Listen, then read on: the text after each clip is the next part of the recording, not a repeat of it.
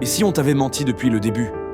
On t'a dit que l'école était la clé du succès, que plus tu faisais d'années d'études, plus tu serais intelligent, respecté et surtout, riche. On t'a répété que si tu ne réussissais pas à l'école, tu allais finir raté.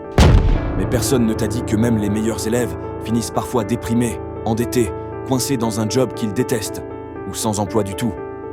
Dans son livre Plus malin que le diable, Napoleon Hill ose poser une question taboue.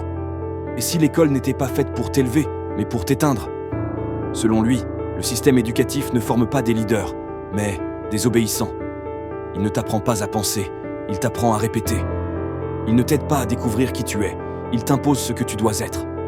Tu veux savoir pourquoi tu doutes de toi, pourquoi tu as peur de l'échec, pourquoi tu ressens ce vide même après avoir eu ton diplôme. Peut-être parce qu'on t'a programmé à suivre, pas à créer, à obéir, pas à rêver, à te conformer, pas à te libérer. Cette vidéo ne va pas te dire que l'école est inutile, non. Elle va te révéler ce que l'école ne t'a jamais dit. Elle va te montrer pourquoi si tu n'es pas vigilant, l'école peut ruiner ta vie. Pas ton existence physique, mais ta créativité, ta confiance, ton potentiel, ton feu intérieur. Si tu veux vraiment comprendre comment reprendre le contrôle de ta vie et ne plus jamais te faire manipuler, reste bien jusqu'à la fin. Parce qu'à la fin de cette vidéo, tu ne verras plus jamais l'école de la même manière. Maintenant qu'on a compris que l'école n'est pas un lieu neutre, faut aller plus loin. Parce que ce n'est pas juste une critique du système, c'est un appel à reprendre le contrôle. L'école t'a appris à obéir, pas à réfléchir. Tu sais ce que l'école t'a appris en premier? Pas à lire, pas à écrire, mais à attendre. Attendre la cloche pour parler, attendre la permission pour bouger, attendre une note pour savoir si tu es bon. Et là, dès l'enfance, le conditionnement commence. Tu poses trop de questions, on te dit « chut ». Tu proposes une autre manière de résoudre l'exercice. On te dit « ce n'est pas ce qu'on a vu au tableau ». Résultat, tu deviens un exécutant, pas un créateur, pas un penseur. Et ce formatage-là, il reste bien plus longtemps que tu ne le crois. C'est pour ça qu'à 25 ans, quand il s'agit de créer ton propre business ou de prendre une décision qui sort du cadre, tu te bloques inconsciemment. Tu attends encore une autorité qui vienne te valider. Mais dans la vraie vie, il n'y a pas de professeur, il n'y a pas de bulletin de notes, il n'y a que des actions et des conséquences. Et c'est là que le grand écart commence à faire mal. L'école ne t'a pas appris à gérer ta vie. Combien de jeunes sortent de l'université sans jamais avoir appris à se connaître eux-mêmes? Tu peux avoir un bac plus 5 et pourtant être incapable de gérer une rupture, de maîtriser ton stress ou de parler en public sans trembler. On t'a appris à réciter un cours, mais pas à gérer une émotion, pas à tenir debout quand la vie te met à genoux. Tu sais faire des dissertations de 4 pages, mais tu ne sais pas comment poser des limites dans une relation toxique. Et tu sais pourquoi? Parce que ta vie personnelle n'a jamais été dans le programme scolaire. On t'a préparé à être utile au système, pas à être pleinement toi-même. Et c'est pour ça que tant de jeunes aujourd'hui se sentent vides. Ils ont tout appris, sauf l'essentiel. Et je veux que tu saches que l'école te prépare à un monde qui n'existe plus. L'école a été créée à une époque où on formait des ouvriers, des employés, des exécutants. C'était logique. Le monde avait besoin de bras et de cerveau pour des tâches répétitives. Mais ce monde-là, il est fini. Aujourd'hui, l'intelligence artificielle remplace les tâches simples. Les emplois sécurisés à vie, rares. Le CDI, fragile. Les compétences techniques figées, périmées en 2 ans. Et pourtant, l'école continue de t'enseigner comme si rien n'avait changé. Voici un exemple clair en 2025. Un jeune de 22 ans qui a appris à coder sur YouTube en anglais depuis sa chambre en Moldavie ou en Haïti peut aujourd'hui décrocher des contrats à l'étranger. Pendant ce temps, un autre qui a suivi 5 ans d'études classiques se débat avec des cours dépassés, sans savoir comment s'adapter. Tu veux survivre dans ce nouveau monde. Tu dois apprendre à apprendre. Tu dois te former chaque jour. Tu dois sortir de la logique « je vais à l'école, puis c'est bon ». Le monde n'attend pas, il avance, et il écrase ceux qui ne bougent pas avec lui. Alors bouge pour survivre. La vraie éducation commence quand l'école s'arrête. Tu veux savoir ce qu'est la vraie éducation? C'est le jour où tu prends la responsabilité de ta croissance. L'école t'a imposé un programme. Mais après, c'est à toi d'écrire le tien. La vraie éducation, c'est celle que tu choisis. Lire un livre qui te remet en question. Écouter un podcast qui t'ouvre l'esprit. Suivre un mentor. Monter un projet. Échouer. Apprendre. Recommencer. Voyager. observer, créer, t'adapter. Voici un exemple inspirant. Elon Musk a appris à construire des fusées en lisant des livres, pas dans une salle de classe. Cristiano Ronaldo a perfectionné son jeu en dehors des terrains, en apprenant par lui-même et en s'inspirant des meilleurs, sans attendre les leçons de l'école.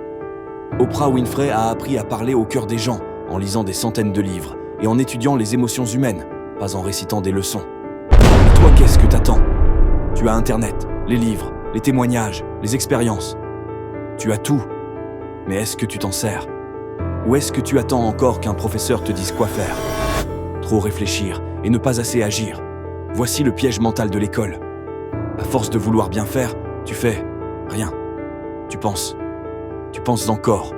Tu veux être prêt. Parfait. Nickel.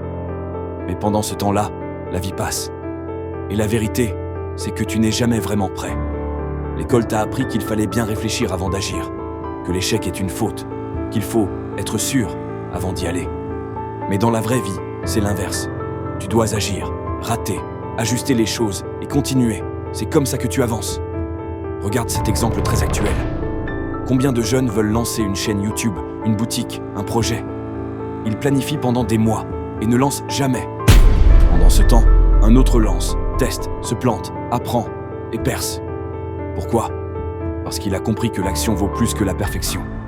L'école a tué ton feu intérieur. Tu te souviens quand tu voulais devenir chanteur? Inventeur? Écrivain? Footballeur? Ou avait un autre rêve d'enfant? C'est parce que tu avais ce feu, ce truc qui brillait. Mais très vite, on t'a fait comprendre que ce n'était pas sérieux, pas dans le programme, ou même pas raisonnable. Alors tu l'as mis de côté, et tu t'es contenté de faire ce qu'on attendait de toi. Et aujourd'hui, tu sens qu'il te manque quelque chose. Ce vide intérieur, c'est ton feu qu'on a étouffé. Mais il n'est pas mort. Il suffit de souffler dessus, de le réveiller, par un projet, un risque, une passion. Tu sais qu'aujourd'hui, il y a des jeunes qui quittent tout pour vivre de leur art, de leur voix, de leurs écrits. Pas parce qu'ils sont plus talentueux, mais parce qu'ils ont osé rallumer ce feu. Et si tu veux vivre pleinement, tu dois retrouver ce feu-là. Voici le poison que tu reçois après l'école, la peur du jugement. À l'école, on te jugeait sur chaque faute. Une erreur égale une mauvaise note. Un mot de travers égale une humiliation. Et ça te suit encore aujourd'hui. Tu veux poster une vidéo? Tu veux chanter, écrire, créer quelque chose? Tu y penses. Puis tu imagines ce que vont dire les gens. Et tu te tais. Mais dans la vraie vie, celui qui agit malgré la peur, celui qui ose malgré le jugement, c'est lui qui finit par gagner. Aujourd'hui encore, en 2025, des jeunes explosent sur TikTok, YouTube, Instagram. Non pas parce qu'ils sont parfaits, mais parce qu'ils sont authentiques. Ils montrent leurs échecs, leur vulnérabilité. Et c'est ça qui touche. Toi aussi, tu peux le faire. Mais il faut briser cette peur. L'héritage le plus dangereux que l'école t'a laissé, c'est l'incapacité de décider. Ce que l'école a le plus détruit, c'est ton pouvoir de décider. Tu attends toujours une autorisation, un signal, une validation. Mais dans la vie réelle, c'est toi le pilote. Et ne pas décider, c'est pas ne rien faire, non. C'est plutôt décider de rester passif. C'est laisser les autres décider pour toi, ton patron, tes parents, tes amis, la société. Regarde juste autour de toi. Combien de jeunes restent dans des relations toxiques, des boulots qu'ils détestent, des villes où ils étouffent, juste parce qu'ils n'osent pas choisir autre chose. Mais sache que, si tu ne décides pas de changer, rien ne changera. La vérité est simple, personne ne viendra te sauver. Ce n'est pas l'école, ce n'est pas ton diplôme, ce ne sont pas tes notes qui vont bâtir ta vie.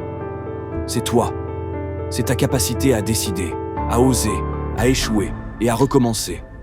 Le vrai pouvoir, c'est celui de prendre la responsabilité totale de ta vie, même si l'école ne t'y a pas préparé.